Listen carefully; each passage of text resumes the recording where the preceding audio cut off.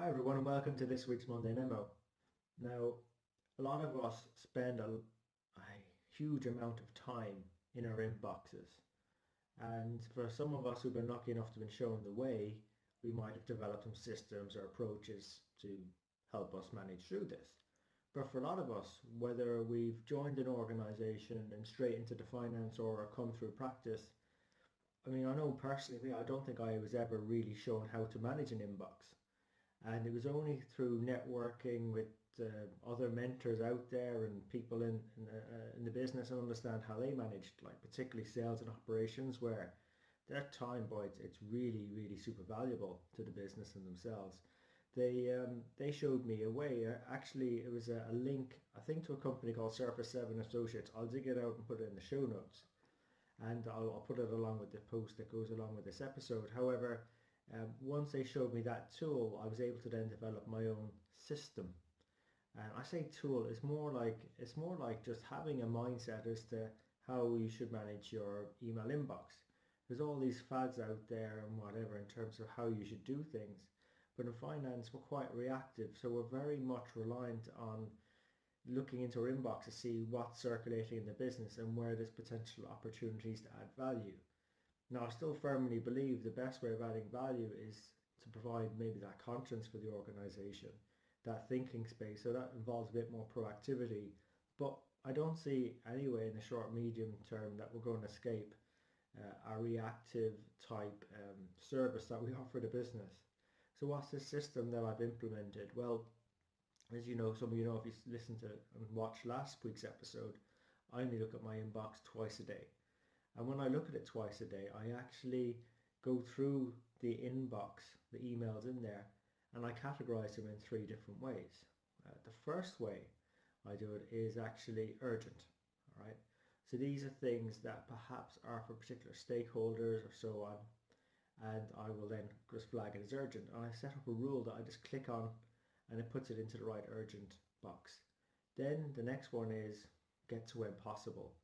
And typically sometimes it might take me 2 weeks to get to these. Just depends on how much urgent activity there is, but it wouldn't generally take longer than that. And again, if it is urgent, someone will let me know about it as through my principle.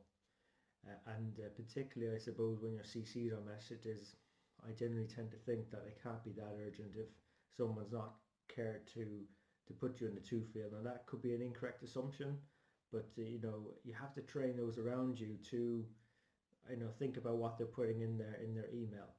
And then finally, there's a read section. Now, how many of us would love to read articles and so on, or they come in and we read an article or a white paper, and you find you've actually probably not been productive, you lost your time. Now, we should really continue. It's an important activity. We should be reading research and thoughts and articles that are going on there in finance, but what I would suggest is don't do that during your peak at times when you're most productive or can knock through things. So to put that into the read folder, again, I have a rule for that. And typically, sometimes I wouldn't necessarily use the folder system to clear down my inboxes. I have nothing in my inbox.